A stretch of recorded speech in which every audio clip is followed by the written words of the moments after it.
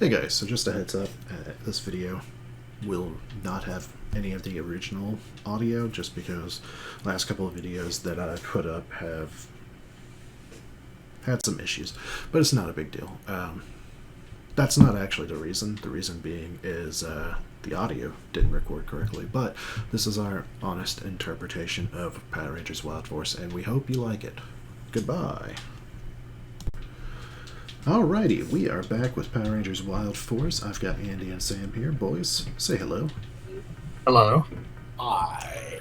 We are going to go ahead and jump straight into this one because I find that this season has a lot of the most interesting plot points. It's one of my favorite ones. Like I said, we are talking about Power Rangers Wild Force.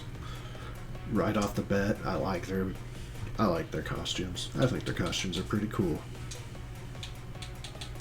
Yeah. Yeah, they're pretty neat. They're men of few words, fellas. They're men of few words. Uh-huh. Their morpher was pretty cool. It was based on which one it was, it became a different animal and all that. Oh yeah, it transformed. And looks like they're animal. Yep. Yeah. Which is rad. We've got the theme song here.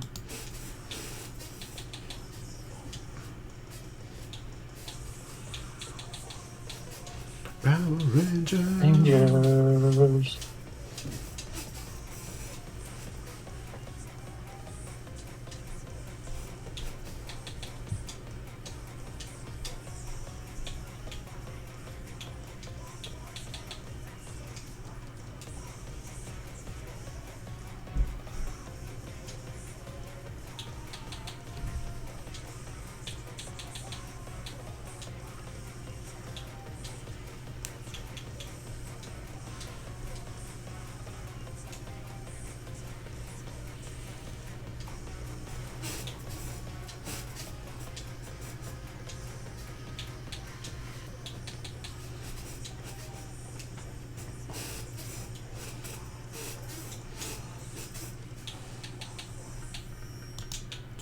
So, yep, there's the theme song. I think the theme song is pretty cool.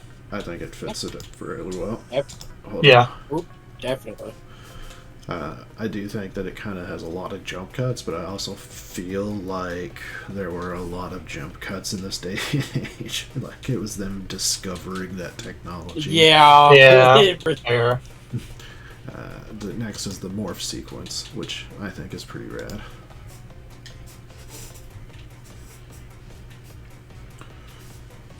Here's where you'll get to see the phones turn into an animal.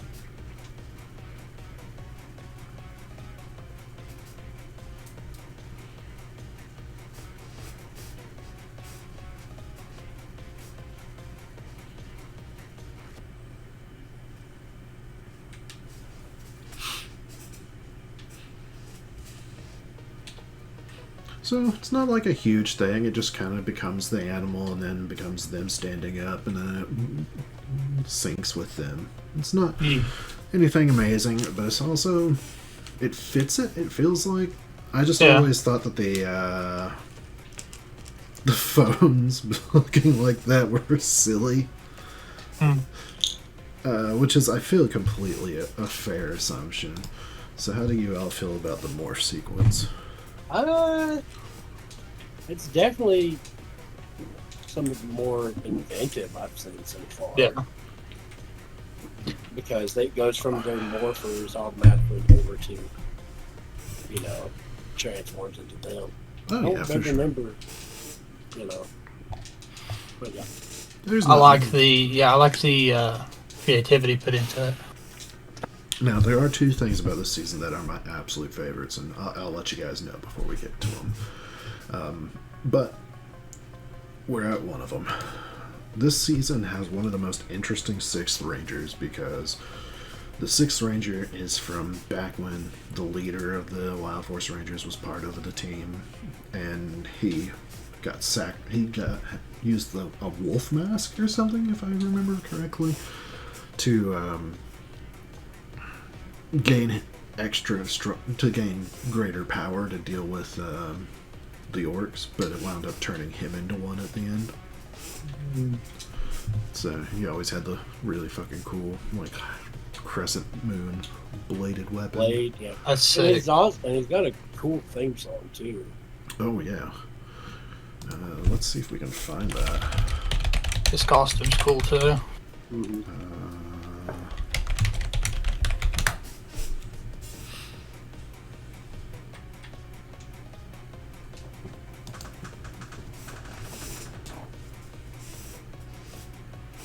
Let's see.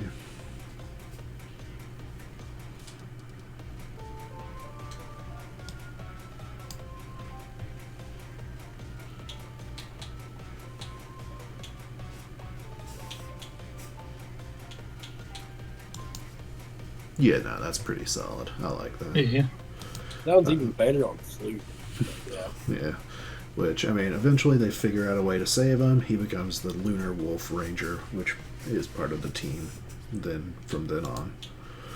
We've got his morph sequence here. Or the first Megazord sequence, which he sets up the balls like fucking pool. That's cool. Yeah. What the? All right, that's pretty neat.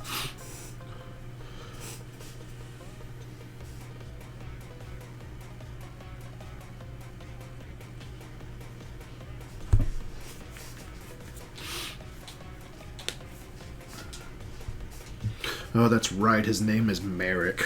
Oh, what a horrible name. Merrick.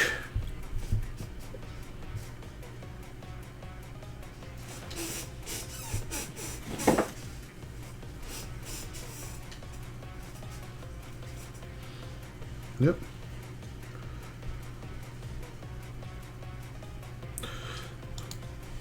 The huge thing with that in comparison to the Dark Predazord was like the Dark Predazord had a horn and everything, Mhm. Gotcha. which he worked under fucking Master Org, who vaguely looks like one of the cast from How I Met Your Mother.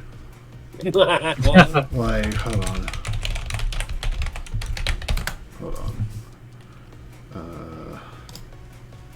Oh yeah. I think I can see where you're going with this. I think that's the same guy I was thinking of too. Fucking Jason Segel. Let's see. Well, can we get a younger one? Yeah. Like, Yeah. it's just him with makeup. Next we have the Battleizer, which is pretty cool.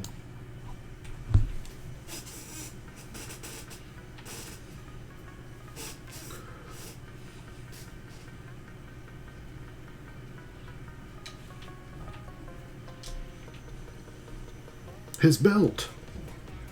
Oh no. It's gonna come undone and he's gonna be pantless. Oh no. Oh, that's CGI. Yeah. What a strange, specific thing to have to realize your belt does.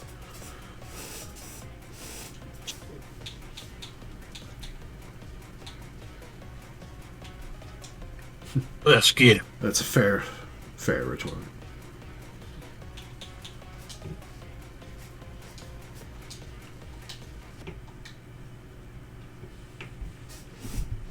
So he becomes kind of like a phoenix, which is cool. It's thematic, which I like, which a lot of the previous ones have not been very thematic, so it's nice to see that, animal theme staying. The second thing that I love about this season is the Forever Red episode. Have either of you all seen the Forever Red episode? No. Oh my god. Essentially, Tommy and Jason recruit Cole, or whatever his name is, to come help fight against some of the Machine Empire leftovers that are targeting Serpentera, which was Lord Zed's personal Zord that was stronger Gotcha. than all of the Zords. Oh. Yeah. And it's cool. It's really cool. The enemies, they look like Beetleborgs. Hold on. This is something that I realized forever ago. Yeah. Oh wow, yeah. It is a fucking Beetleborg. It is just straight up a Beetleborg that they fight, and those are the villains. That's cool. Yeah, I wish that we got more of these characters in general. That would have been cool. Finally, we're just going to look at the Zords. We've got the standard Wild Force Megazord. It's got the Bison, Shark, Tiger, Lion. And it can be changed out. Auxiliary Zords. We've got Sword and Shield. That's cool. That's also a Pokemon game. Spear mode. Spear me one, bro. Spear. We got Double Knuckle, which is just Hell yeah. 2 bears. Yeah, the bear blasters. Megazord Striker. It's the armadillo and the rhino, and it makes it able to do soccer moves, which is crazy. That's cool. Combination with the Predazord. Yeah. Predazord and Spear mode. So like, they do a lot of overlap Gotcha. based on scenario. So that's the main Zord. Now, the Predazord. Let's see if we can get a... Yeah, so there's the Dark Predazord. You notice how it's just got a wolf's head and then the horn there? Oh, horn, yeah. Yep. But before they got the bears, Zenaku got the bears, so he had the double knuckle mode. And then I'm guessing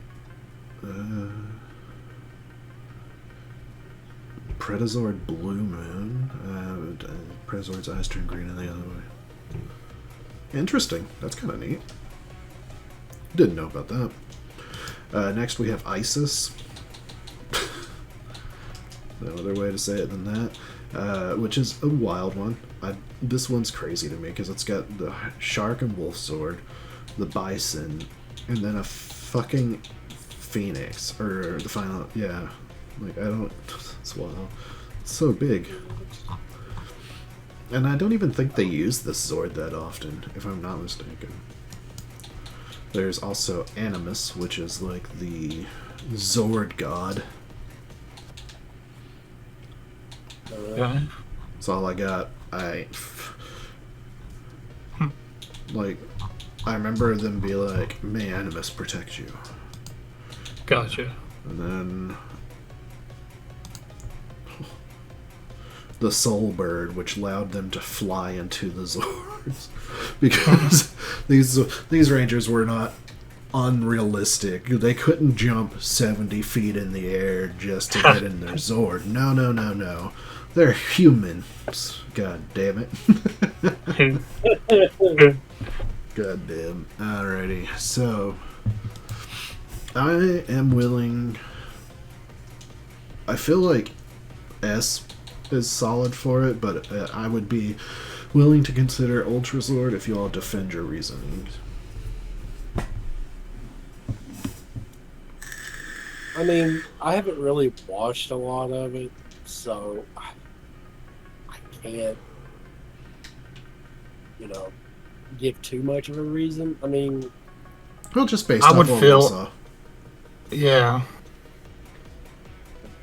what do you think, Sambo? I was gonna say Morphin Master.